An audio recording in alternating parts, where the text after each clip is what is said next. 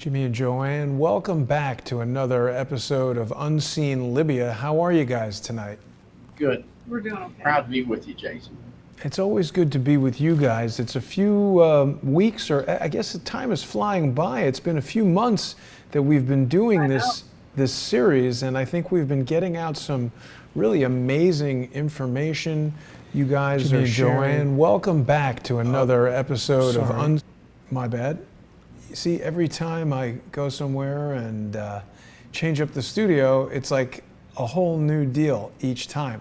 But it's important that people realize, we enjoy so much the comments that we get in the live chat from viewers, and we've titled today's episode, Black Genocide by NATO in Libya in 2011. And first of all, I wanted to tell you that Twitch, one of the services that we do this preview show on, wouldn't even allow me to name the episode Black Genocide by NATO because genocide is apparently a banned word on Twitch.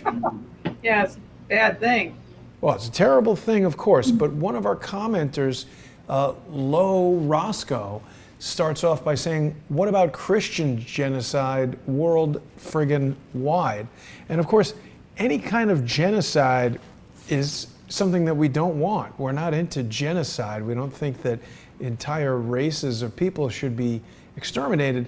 But I want to remind viewers that when we do this show every week, and we have a new time for the show now, we're going to be starting every Monday at 8:30 p.m. Eastern. That's going to be 7:30 Texas time for those watching in the Lone Star State along with Jimmy and JoAnne. And it's important for people to remember that the purpose of this show is for Jimmy and JoAnne to share with us their firsthand accounts of what they actually witnessed in Libya. So although there may be lots of pressing topics in news around the world of great interest to Jimmy, JoAnne, myself, our viewers, we're really focused here on things that you guys saw and witnessed and recorded in Libya, right? That's correct. That's right. And really, this episode it was really one of the most disgusting things that happened in Libya, beginning about the 5th day of this phony revolution. The Hillary and Obama mercenaries that were in Libya, claiming to be Libyans, claiming to be a civil uprising. Yeah. They announced that they were gonna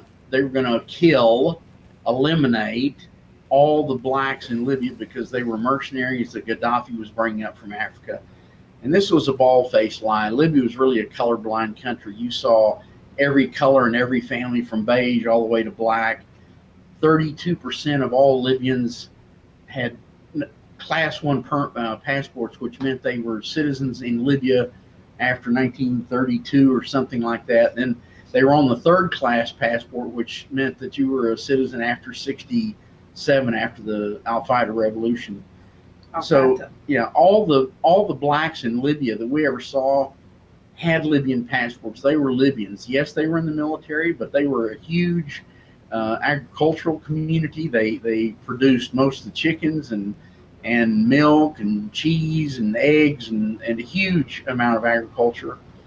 And as a result of the CIA Mossad attempted genocide of the black tribes in Libya, I think 3 of their 5 cities were razed to the ground. I don't know how many black men, women, and children were killed. Anytime there was a capture of a group of Libyan military, the beige guys were shot and the black guys were chopped up. But there were no African black mercenaries in Libya fighting against NATO. That is an absolute bold-faced lie. And it was put out to foment hatred, to give an excuse to these mercenaries that were in the country to kill people. So it was really a heinous thing that was put out there. I sent you some of those articles, Jason, that we saved from during that time, where they actually talk about the cleansing of Libya. Yeah. Understand there were 250,000 mercenaries there, but they were CIA Mossad trained mercenaries that were there to take over that country, much like the United States is trying to do in Venezuela right now. And we have videos and we have photos of a whole lot of mercenaries there most of them with NATO helmets, and all of them being paid with money that was stolen from the Libyan central bank that was in deposit in the Federal Reserve and in the European Central Bank and Bank of Japan. But the mercenaries were not black.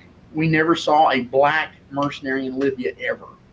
And well, the ironic part is, as you're pointing out, it was the mercenaries themselves who were accusing black Libyans of being mercenaries. I mean, this is so tried and true, the method of these people where they just blame others for exactly what it is that they're doing. It's like a 5-year-old defensive technique. I mean, not the technique is 5 years old. It's something a 5-year-old person would do, but yet it seems remarkably effective.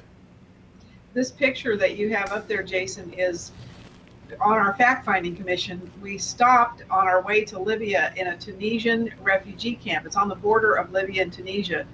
And it was full of black Africans. And they had been workers in Libya. And I don't know how many. Teachers and workers. 500,000, more than that were there. And they surrounded us. They were angry. They wanted somebody to do something about why was NATO blowing up Libya.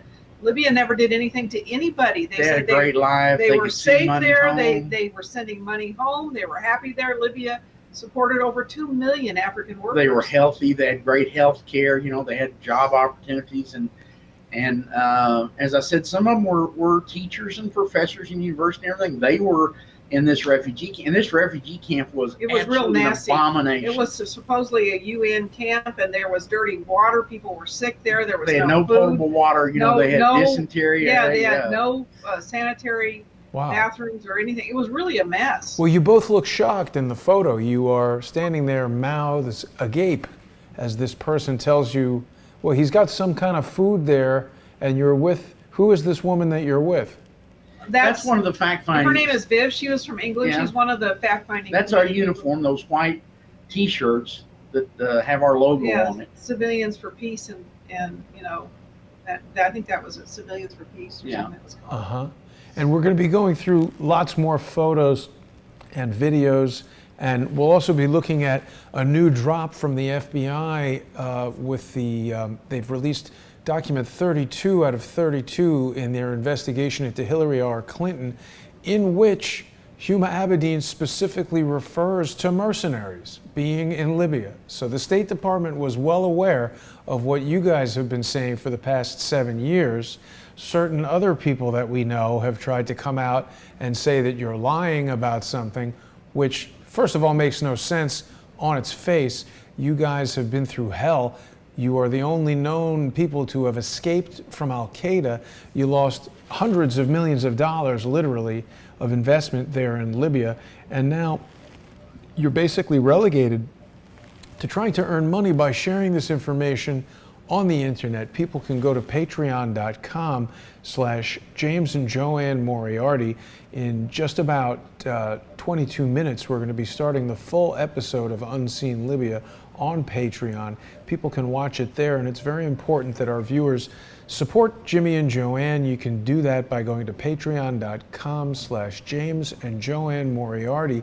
They've got all of our shows that we've done together, as well as other interviews they've done and posts that they are making regularly. It's a good way to catch up on all the information that Jimmy and JoAnne have provided us. Of course, Unseen Libya is simulcast on patreon.com/crowdsourcethetruth and subscribestar.com/crowdsourcethetruth. And people can also go to Jimmy and JoAnne's website. It's totally free. That is LibyanWarTheTruth.com, and you can purchase their DVD there. That's a DVD that's going to give you all the information you would want to know about their time in Libya, their escape from Al-Qaeda. And if you sponsor Jimmy and JoAnne on patreon.com/James and JoAnne Moriarty, you're going to get free shipping on DVD orders. Make sure you email Jimmy and JoAnne, let them know that you're a Patreon sponsor, and the $5 shipping fee will be waived. You can get that DVD for just $15 and support Jimmy and JoAnne. So, Jimmy and JoAnne, what else did you learn about this horrendous genocide that was going on? I mean, whose plan was this? Well, as you'll see in some of the photos, we saw mass graves. Most of the bodies in those graves were full. We were told there were 128 mass graves in Libya. We saw 3 of them with our own eyes. These are pits that are about 50 foot long, 15 feet wide. We don't know how deep, full of mostly black bodies. And that's something that nobody needs to see. You know, that's just horrendous. There's been an ongoing attack on the Taraga tribe. The Taraga tribe is an all-black tribe, and they had a city near Misrata, was completely razed. In fact, there's been 5 cities razed that were black in Libya. And these people have been living in containers. In cages. Yeah, they had a camp around Tripoli just to try to survive. And I think it was 2018, last year, they had an agreement. The tribes came forward. They've been yelling at humanitarian groups about this forever. These people have no home. They've been put out. And the Misrata criminals, who are Hillary Clinton's group, told them that we're taking that's Mr. Jabala.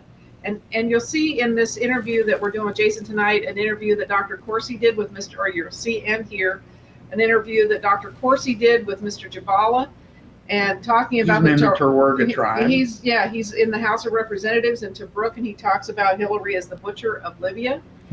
But they were returning the Taraga people to their homeland last year, and the Misrata militias stopped them with their guns in the desert and left them in the desert. Over 40,000 men, women, and children that were promised safe ingress back to their lands that had been destroyed.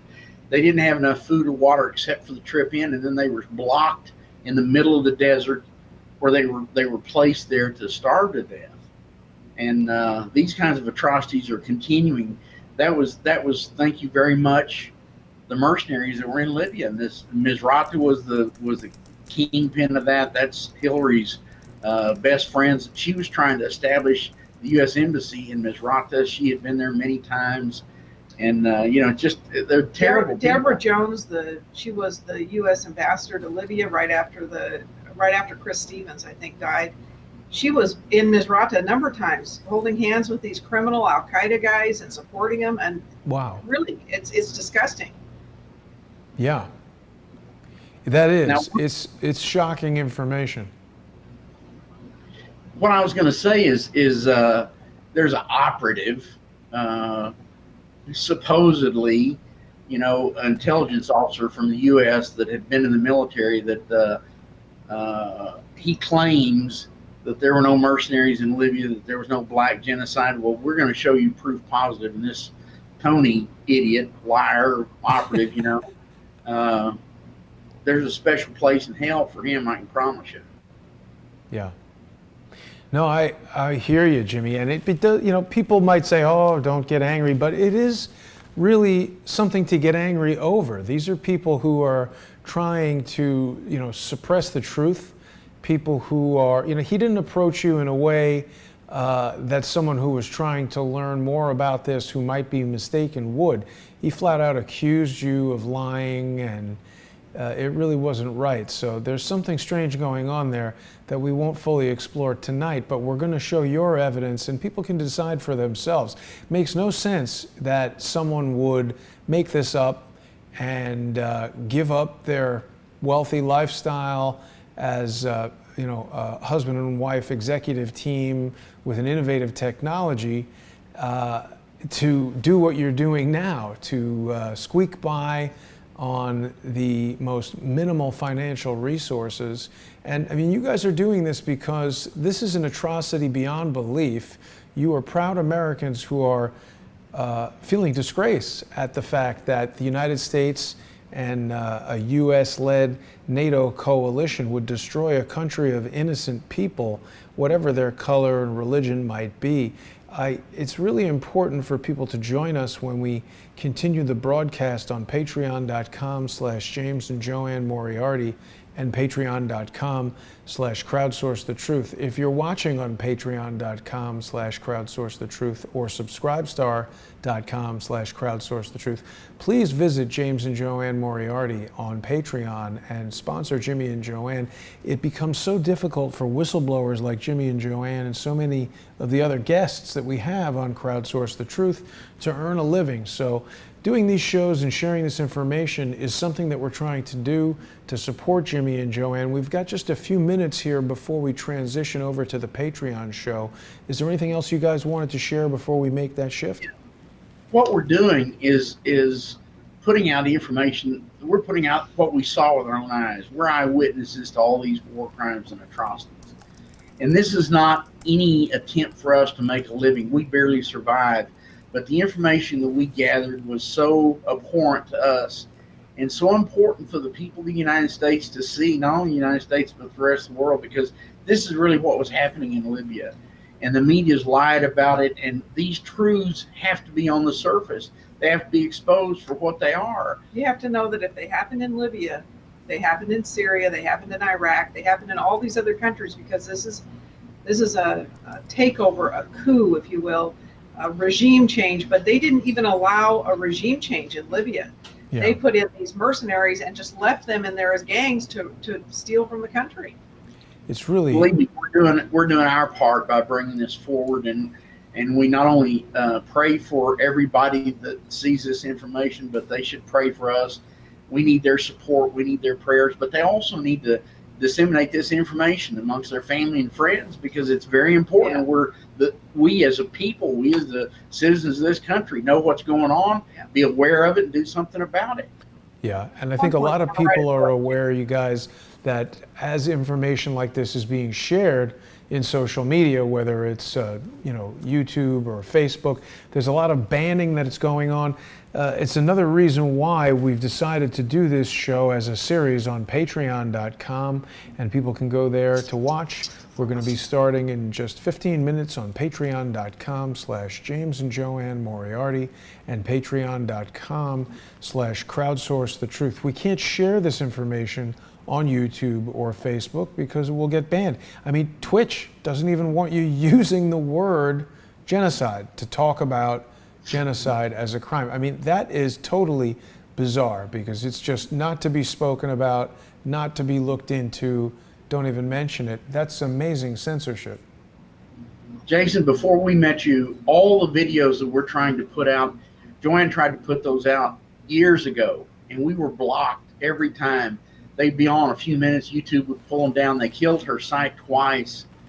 And thank God we met you, because you have helped us put a vehicle in place where we can get these videos out, where they can see the content. They can decide for themselves what was going on. And thank you for that. These videos, we were there, we lived it. They're important to us. We think they're important to everybody that has the opportunity to see them. Yeah, the world needs to understand what's happening. Absolutely. I think it's important. I mean, this is just pure evil that we would have anyone go to a country and destroy a prosperous country for financial gain. It's something that's got to be spoken about. So we'll see everyone at 9 p.m. Eastern on patreon.com/James and JoAnne Moriarty and patreon.com/crowdsource the truth. Thanks for watching, everyone. We'll see you over there in just a few minutes.